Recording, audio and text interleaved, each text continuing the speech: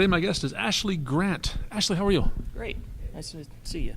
What do you do? I am the community lead for the Aurelia JavaScript framework. Aurelia. I've been hearing a lot about Aurelia lately. Well, that's good to hear. It's a JavaScript framework, and it went 1.0 just a couple months ago, right? Yeah, back at the end of July, we hit our 1.0 release. Okay, so here we are in September, so just a few months ago. Yes. Tell me about Aurelia. What problem does it solve? Aurelia is a SPA framework, and the SPA is? single-page application framework for building JavaScript and HTML applications. The problem that Aurelia solves is that setting this sort of thing up is very difficult. A lot of people go and they end up building a framework like that, and then they have to maintain it. And on our core team, we have a ton of expertise in doing this sort of thing, and we have built a framework that allows you to pull in and do data binding between your UI and your view model. Okay, well that's pretty cool, and it solves a lot of headaches, a lot of JavaScript you don't have to write. Yes, the big thing we like to say is that we get out of your way. We let you write your code, and not don't tell us what to do. We figure it out for you. So that brings me to the next question. So this is not the first SPA framework for JavaScript. Definitely not. It's not the second. It's like the millionth. Yes. Why do we need another JavaScript framework? A lot of the JavaScript frameworks that came out a few years ago were built on ECMAScript 5, and the web has moved forward. We have new versions of JavaScript. We have ES 2015, ES 2016, and we continue to get a new version of JavaScript every year now. Okay. But also, the web component specs have come along and given us a lot of power to do things that were very, very difficult to do in the past, and now can be done fairly easily. And what are the web component specs? The web component specs are a group of specifications that allow you to create a componentized application. You can publish components and use them to build applications. There's stuff like custom elements is part of the web component specs, a template element, so that we no longer have to have script tags where we have HTML templates inside of them. Shadow DOM that allows us to have components that hide their own internal HTML away from the end user, so that it doesn't muddle up their debugging experience, and a few other things. And having these new specifications has allowed a whole next generation of JavaScript frameworks and JavaScript itself to be written.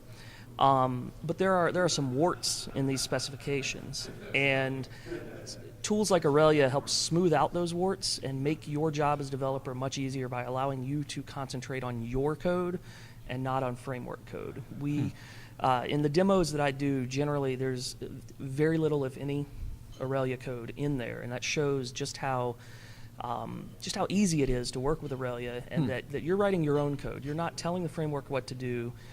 You're telling your code what to do. Is that the distinguishing feature of Aurelia over other applications that are out there right now, like React and Angular, which are two really popular ones? Yeah, that is a distinguishing feature. Particularly with Angular 2, there's a lot of code that you have to write to tell the framework about what you want to do. You have to tell it the name of a custom element that you're creating or a component that you're creating, stuff like that. And with Aurelia, we use simple conventions to just figure it out for ourselves.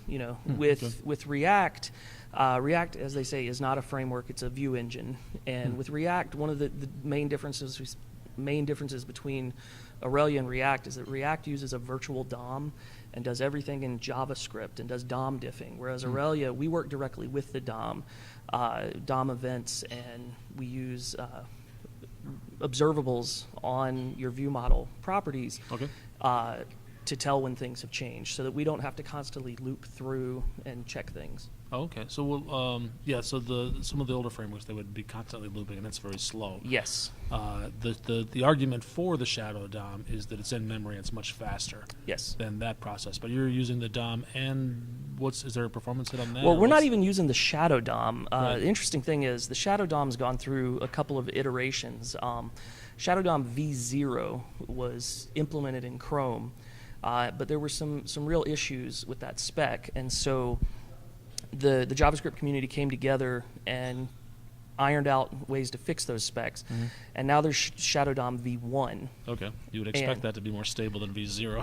One would hope, yes. And but the problem is nobody implements it yet. None of the browsers natively implement it. But, for example, with Aurelia, we have an implementation of Shadow DOM v1 and its slots. Slots are a way with a custom element or with a template to bring content. Like if you think of a table element in normal HTML, and you have T rows, T head, TD elements, and you want to build up a table. Well, when you're building custom elements, you want to be able to do the same thing. You would like to have not just attributes on this custom element, you also want to be able to put HTML inside of it. Oh, so that's some hierarchical containership hierarchy. Yes, and so the slots in Shadow DOM allow you to take that HTML that the user is giving you and put it inside of your own template, but nobody implements it yet except for Aurelia. Okay. So you've implemented it not through the browser, but through your own JavaScript. Yes. I see. But the great thing is it's like a polyfill, and so as soon as a browser implements it, we can step back and use the native implementation. Okay. Tell me about this clean implementation. So just give me an example of something that's very clean in Aurelia. Well, when you first start creating in Aurelia a page in your application, you're going to have two files. You're going to have an HTML file and a JavaScript file. And by convention, we match those up based on the names of the files. So if you have foo.html, that matches to foo.js. Okay? You don't have to tell us how to find that. We use the convention for it. Okay? And then once you get in and you're creating your view model, we're an MVVM framework, you're creating your view model, that is just a stock standard ECMAScript 2015 class. You don't have to extend from some Aurelia page base class or anything like that. We take the class that you give us and we inspect it and figure out what parts of the framework are you asking to use, what parts do you not need. We have a series of callback functions, and just the existence of that function on your class will tell the framework we need to go ahead and call that. But if it isn't there, we don't throw an error or anything. And if you want to add it, you don't have to use TypeScript to implement an interface and have metadata added that tells us about it. Just we look for it, and if it's there, we call it. And so the great thing with this is that oftentimes you can write the entire JavaScript half of a page or of a custom element and never pull in anything from Aurelia. It is just your code, 100% your code. Okay. Yeah. But it's still using Aurelia to do data binding, for example. Yes. So, for example, if you're doing data binding to a property on your view model, Aurelia, in your template, you would use that property. Maybe it's on a text box, and so you would say value.bind equals first name if the property is first name. Yeah. Okay? I do like that syntax. That's more readable than others. Exactly. Like and curly braces or something like that. Yeah, we do that.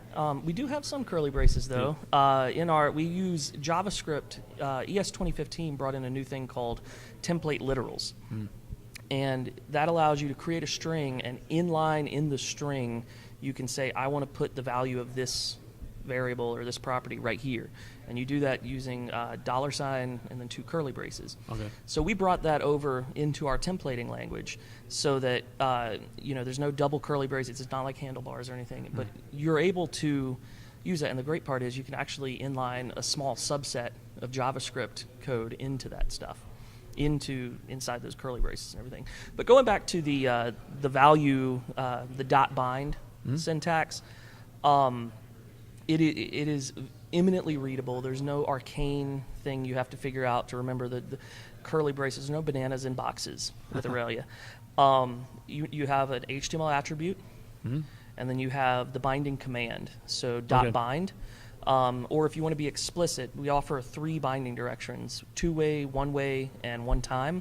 And the binding command for each of those is exactly what you'd think. So for a 2-way data binding, you just say .2-way. Okay, but when you use .bind, we give you the default. It's a sensible default, and most cases you can just write .bind. Okay. Yeah. So now that you have version 1.0, everybody can relax and go home because it's all we're done. complete. We're just gonna lock up the no. No, they're still working on it. I mean, there's maybe some bug fixes you might find here and there, but there's also new features here. There are new features coming along. What's the next big thing? The next big thing is not in the framework itself. It's actually the tooling around the framework. We are working on a CLI, command line interface, that will allow Aurelia developers to new up a project, basically the equivalent of a file new project, and have a complete working setup ready to go, and then they can just say AU run, and they're up and running with an application. But there's a lot of work still left to be done on that, and so that is our focus right now, is getting the tooling story ready. The great thing with that is that for .NET developers who love working in Visual Studio, having a great CLI with a nice API, if you will, is going to allow integration into Visual Studio in a much better way than we could have done previously.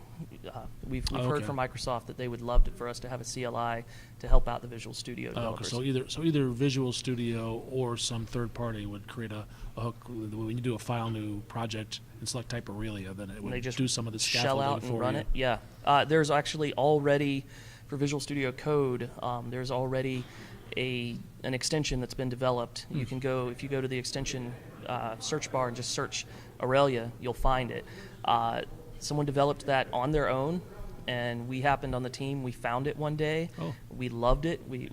This is amazing. He never contacted us to ask for any help. He just developed it, and we saw it, and we said, this is amazing, and now he's part of our core team. Outstanding. How many people on the core team?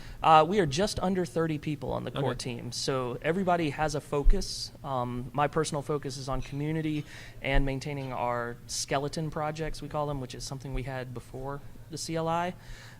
You have people like Jeremy Daniel, who is our binding and templating and binding guru. He knows more about Aurelia than probably anybody in the world right now. More than Rob. He genuinely knows more about Aurelia than Rob.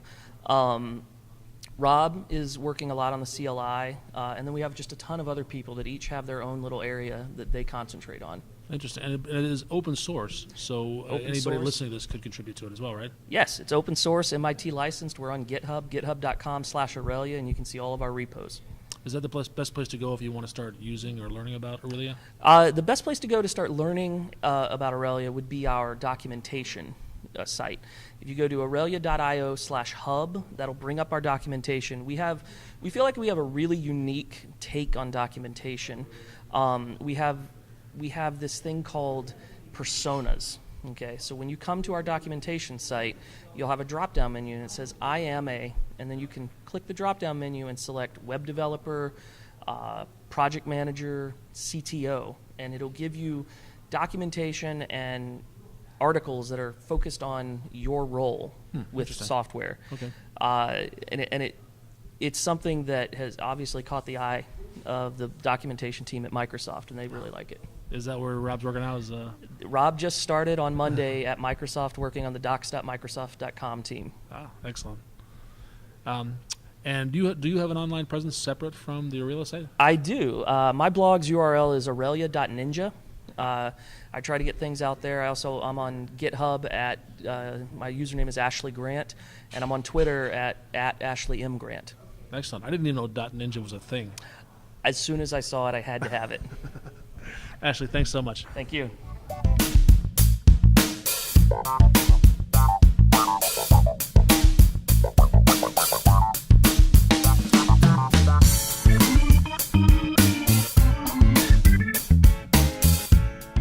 So when it comes to my life in technology and making friends around technology, if there's advice I can give you, it's to attend conferences. David and I are here at Tech Bash, but we originally met at a small conference called DevSpace down in Huntsville, Alabama. I have met so many friends through attending conferences, and I cannot recommend it enough. Whether it's a large conference or a small conference, get out there, go to code camps, go to SQL Saturday, whatever it is, get out there and meet people. It will make your life, both as a developer, as a technologist, but also just in general, it will make your life a lot happier.